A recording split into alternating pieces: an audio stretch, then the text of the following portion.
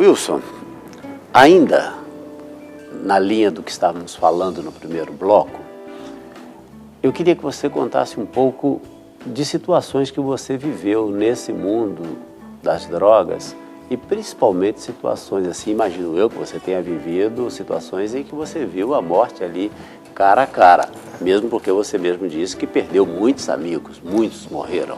Com certeza, eu já tive vários revólver apontado para mim, né? Às vezes a gente tá ali na dependência da química ali, então a gente chega até mesmo sem dinheiro perto do traficante para poder estar pedindo ele droga fiada, e ali a gente vai insistindo, ele vai acabando perdendo a paciência com a gente e coloca o revólver na gente e manda a gente sair, fala que vai acabar matando a gente. Às vezes você fica devendo demais, você tem que ficar escondido. Eu já fiquei devendo tanto que eu não tinha espaço nem para sair de dentro, eu não podia sair de dentro de casa.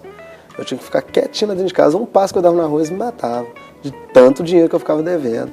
E como é que você fez para saldar essa dívida? Porque você naturalmente teve que saldá-la com dinheiro, porque você está aqui vivo. Porque como nós falamos, ou você salda com dinheiro ou salda com a própria vida, né? Muitos eu cheguei a pagar mesmo com dinheiro, né? Com dinheiro que eu roubava, que eu furtava. Outros, depois que chegou a ver a minha conversão, foi amolecendo o coração e deixou para lá, falou que não queria receber mais. Mas eu sofri muito, fui muito humilhado no crime, né? Porque a gente, humilhado por família, humilhado pros outros na rua, ninguém dá credibilidade. Você disse que foi preso várias vezes. Alguma vez você cumpriu pena? Eu não cheguei a cumprir porque Deus sempre teve um plano na minha vida. Eu encontrei pessoas abençoadas, eu encontrei um pastor muito abençoado, polícia pastor, o Altamiro, o nome dele é cabo. Esse homem, quando ele me via no centro da cidade, ali andando pela Afonso Pena, ele me prendia sem eu estar fazendo nada. Ele falava, você está preso. Mas ele sabia que você estava ali para roubar? Não, ele sabia que eu era ladrão. Ele se antecipava? Ele me levava para o PPO e chegava lá, abria a palavra de Deus e começava a pregar para mim, começava a falar algumas coisas de Bíblia para mim e tal. Quer dizer, ele te prendia para pregar o evangelho para você. E já fui preso em flagrante, eu fui preso na furto. Né, e chegou lá na furta, apanhei muito, até ir pro pronto-socorro vomitando sangue, e cheguei em casa com as mãos tudo inchadas de tanto apanhar, tive que tomar remédio, o dinheiro que eu furtei não dava nem pra me comprar. E quando acontecia isso, você não parava para pensar e falar assim, gente, não é possível, eu tenho que sair dessa encrenca? Eu só parava para pensar depois que as drogas acabavam, quando eu tive no abismo mesmo, que eu falava, oh, meu Deus, o que eu faço para conseguir largar isso? Porque o negócio é muito forte e eu vou falar com o senhor uma coisa. Sem Jesus a gente não consegue largar, não. Tem algo que prende a gente, que trava a gente de uma tal forma que se Deus não entrar no negócio... Então vamos falar como é que Deus entrou no negócio. Eu fui para a igreja, como eu falei, pesando 30 quilos. Eu fui atrás de uma casa de recuperação. E chegou lá, eu conheci essa pastora, uma pastora muito abençoada que tem no Palmital. Ela entra nas bocas tudo, todo mundo respeita ela. Ela tem uma intimidade com os traficantes, com os jovens que estão ali naquele mundo ali. Então eu conheci aquela mulher, ela me deu para mim aí um prazo, né? Falou que a casa de recuperação iria sair para mim. Só que era muito difícil naquela época, quase não tinha. E ali eu fiquei perseverando, esperando a casa de recuperação abrir as portas para mim. Mas a essa altura você já estava frequentando a igreja? Não, eu tinha ido a primeira vez. Né? Fui lá, pedi ela para arrumar, ela falou, olha, vem frequentando os cultos, até vir uma resposta de uma casa de recuperação para você. Aí o que eu fazia? Eu ia de manhã para a cidade roubar, fumava o crack na parte da tarde, quando dava 8 horas eu estava na igreja, mesmo louco, mas eu estava lá na igreja. Ia para a igreja, ali eu tomava mais ou menos ali 1 litro de pinga para cortar um pouco do efeito do crack e descia para a igreja. Mas como é que você consegue combater um veneno com outro veneno? É complicado, é uma loucura atrás da outra, né? E ali eu ia para a igreja naquela situação. Chegava lá, ela me aceitava lá daquele jeito, né? Fedendo cachaça, fedendo droga. E tinha paciência para me ouvir, sabe? E ela via que eu estava, né, transformado. Essa altura doido. Você já tinha quantos filhos? Eu já estava com os meus 4 filhos já. Hoje você tem 6, Hoje né? Eu tenho 6. E minha família sofreu muito. A gente chegou a cozinhar na latinha de sardinha com álcool. E a gente já sabe? A minha esposa é uma guerreira. Quer dizer, o fogão era uma latinha de sardinha. Latinha de sardinha com álcool. Fogão de lenha dentro de casa, eu fazia uns fogão de lenha dentro de casa e colocava ela para cozinhar no fogão de lenha para mim não ter que gastar dinheiro comprando gás.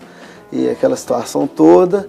E ali aquela mulher foi dando palavra comigo, foi falando comigo de Deus e eu fui frequentando os cultos.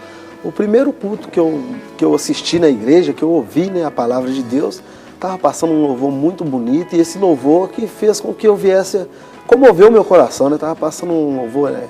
Quanto tempo eu esperei, chegou a minha vez, sei que hoje é meu dia, Jesus está aqui. Aquilo ali eu fui começando a enxergar as coisas diferentes. Eu fui começando a ver que ainda existia uma esperança de vida para mim. E aquilo ali, meus olhos encheram de lágrimas, eu comecei a chorar. Aí veio o arrependimento das coisas que eu fazia, né? E ali eu comecei a frequentar os cultos, comecei a gostar do culto, né? Comecei ali a participar das reuniões. Eu ia para a cidade, roubava de manhã, fumava crack de tarde e de noite estava lá na igreja, mesmo doido. E ali eu encontrei um irmão que já tinha saído numa revista Veja, era um traficante muito famoso no Conjunto Palmital. E aquele homem já tinha também aceitado Jesus. E eu consegui enxergar a glória de Deus na vida daquele homem e a gente fez um propósito ali de fazer uma campanha no monte, de 30 dias. E naquela época estava chovendo muito e a gente subia debaixo de chuva. E eu chegava lá, eu não sabia nem como conversar com Deus, né? Eu falava muita gíria na época. Eu chegava lá e falava, ô Deus, o Senhor sabe qual é que é, e eu preciso de que o Senhor faça algo segura na minha barra. Me livra aí dos meus inimigos, que eram muitos, né? Eu estava devendo demais. E conversava com Deus da forma que eu sabia. E aquilo ali, quando fez 30 dias certinho da campanha, eu desci no escritório da pastora e já tinha uma resposta para mim, que era para me internar. Eu virei para aquela mulher de Deus e falei com ela, olha, pastora, eu já sofri até hoje e eu acho que casa de recuperação não vai resolver meu problema. Eu tenho muito filho e eu vou para lá, minha família já passa dificuldade comigo aqui. Comigo indo para lá, mais dificuldade eles vão passar. Eu tenho que aprender a combater essa droga aqui fora. Eu não vou para casa de recuperação mais não, eu já me sinto que eu já estou preparado para enfrentar essa droga aqui fora. E ali eu abri, né, meu coração para que Deus venha trabalhar na minha vida, viesse trabalhar na minha vida. E ali eu fui frequentando os cultos, e alguns irmãos da igreja, uns viravam a cara, os outros te recebiam, e tinha uns irmãos que formam, né, a famosa panelinha dentro da igreja, um vai para um lado, o outro para o outro, e os irmãos mesmo que chegam sofrendo acabam ficando sozinhos. Então eu passei por várias experiências dessas dentro da igreja e já cheguei até mesmo a ficar abatido com algumas situações que eu chegava a ver naquele momento. E ali eu continuei perseverando, esperando que Deus ia fazer alguma coisa na minha vida, que eu não ia continuar daquela forma. Aí veio a dificuldade no meu lar. Passar fome mesmo, verdadeiramente, fome. Porque você tinha parado com tudo. Você parou de roubar, parou de usar droga. Isso, eu tinha parado de parou roubar. De vender droga. Parei de mexer com tudo. Ali eu abandonei o crime. Eu falei que não. Mas você foi fazer mais. O quê? Depois Fiquei disso? sem nada. Fiquei sem fazer trabalho, nada, sem nada. Sem nada, só indo na igreja. Fiquei na direção de Deus, fiquei por conta do Senhor. E ali, dentro da minha casa, só ficou mingau, só fubá. E ali eu falei com a minha esposa, não, faz um mingau de fubá aí, vamos comer mingau de fubá. E ali a gente começou a comer aquele mingau de fubá, sentado na sala. Às vezes eu ficava com vergonha de olhar no rosto da minha esposa, no rosto dos meus filhos. E teve um dia que eu falei com ela, olha, você está vendo tudo isso que está acontecendo? Eu plantei, hoje eu estou colhendo. Mas eu creio que Deus vai mudar a história da minha vida. Tem um pouco de paciência que Deus vai nos abençoar. E ali a gente começou a passar essa dificuldade. Eu tinha, né, um irmão dentro da igreja, o que me levou até essa pastora, e esse irmão, ele tinha uma certa liberdade lá em casa, que ele chegava a abrir na porta. Teve um dia que ele chegou lá em casa, e ele chegou a abrir na porta, a gente estava sentado comendo aquele mingau de fubá. Aí ele perguntou o que que eu estava fazendo com a minha família. Eu falei, irmão, não tem nada aqui em casa, o que tem a gente está comendo, só. Eu não tenho onde se virar, eu não posso roubar mais, eu não quero sofrer mais da forma que eu sofri. Deus vai me honrar, só. Eu tenho isso aí para comer hoje. Aquilo ali, ele correu na pastora e pediu uma cesta básica. Aí eu fui abençoado com a cesta básica, aquilo ali eu fui vivendo daquela cesta básica na igreja. E Deus me acordou pela madrugada, eu pedi a Deus muita humildade, que eu não tinha nenhuma, eu era muito arrogante, eu era insuportável. Então eu precisava de ter humildade, eu precisava de um conserto com Deus. E ali Deus me acordou de madrugada e falou assim, você não está pedindo humildade? Vai lá para a cidade dar seu testemunho e vai vender bala. Aquilo ali eu acordei assustado, fui lá, conversei com a pastora, ela me arrumou um dinheiro para que eu pudesse, né, vender bala. Eu fiquei olhando como que aqueles meninos lá na cidade fazem. Eles entravam dentro do ônibus, davam testemunho e vendiam bala. E ali eu fiz a mesma coisa, eu comecei a entrar dentro do ônibus ali na Afonso Pena, explicava que eu era ladrão ali do centro, e que Deus tinha me libertado, mas eu ainda estava desempregado, eu precisava de sustentar minha família. Ali eu comovia, né, todo mundo ali dentro do ônibus, me ajudava, comecei a ganhar almas ali dentro do coletivo. Esse polícia que sempre me evangelizou, teve uma vez que eu encontrei com ele dentro do coletivo, aquele homem começou a falar em línguas estranhas, e o povo sem entender nada, e ali eu fui começando, né, a minha caminhada diante de Deus. Quer dizer, o policial que te prendia, que te levava e evangelizava, isso. Um dia você o encontrou dentro do ônibus, não mais na vida bandida, vendendo bala para sobreviver. Quer dizer, quando ele te viu, foi a loucura. Quase caiu arrebatado ali, né? Porque, apesar dos pesares, é fruto dele, né? Eu devo muita obrigação. Ele botou a semente lá no seu coração, né? E ali Deus foi começando a mudar a história da minha vida nisso aí. E teve um dia que eu cheguei na igreja, a pastora estava pregando sobre sacrifício, né? E aquilo ali eu fui começando a abrir meu coração para a palavra de Deus, né? Fui começando a ler a Bíblia.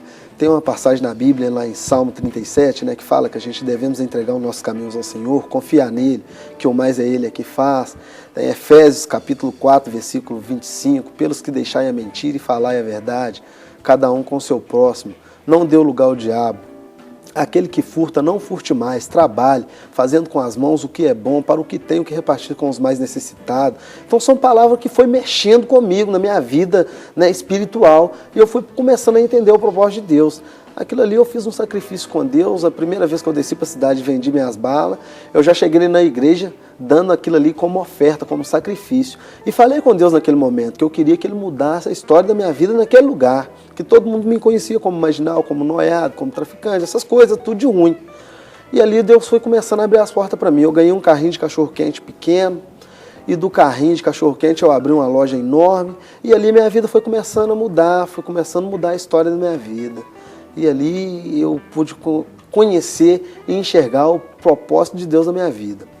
Hoje a gente tem, né, eu tenho os meus afazeres na igreja e eu procuro fazer tudo com decência, conforme eu tenho aprendido, né, que quando eu estava no mundo eu gostava de fazer o melhor. Então eu estou na presença de Deus, eu quero fazer o melhor.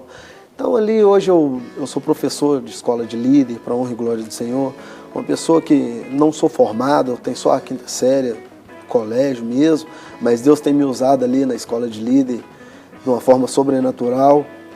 Hoje eu tenho um trabalho na Casa de Recuperação, Casa de Israel, nós temos 23 internos lá e eu ministro escola de líder lá para eles, e tem alguns jovens que eu cheguei até mesmo a levar para lá. Hoje tem um projeto aqui na Pedreira Padre Lopes, eu tenho um evangelismo ali que a gente faz com aqueles jovens que ficam ali debaixo daqueles viadutos fumando crack. Então, grandes coisas Deus tem feito aí através, né, da palavra na minha vida. Eu pude contemplar a glória do Senhor na minha vida. Hoje eu tenho a minha casa própria, eu morava de favor. Né, hoje eu tenho a minha casa, né, eu moro juntamente com a minha esposa. Toda organizadinha, comida dentro de casa, seu trabalho. Tenho o meu emprego maravilhoso, eu amo fazer o que eu faço, sabe? E tô lá, eu tenho um trailer também no bairro Palmital, a gente vende sanduíche lá. Você virou um empresário, então? Eu deixo a minha família, minha esposa tomando conta do trailer e saio para mexer com as persianas, curtindo essas coisas. Foi grandes portas que o Senhor também abriu para mim. A gente tem um grupo de oração ali dentro da empresa onde eu trabalho. Eu tenho costume de falar na escola de líder que a gente temos que nós temos a nossa identidade, né, de crente, e essa identidade nós nunca podemos deixar ela, seja onde a gente for, a gente tem que dar testemunho. Com certeza. As pessoas têm que ver a glória do Senhor nas nossas vidas, e é o que eu faço hoje, procuro fazer perfeito para o Senhor.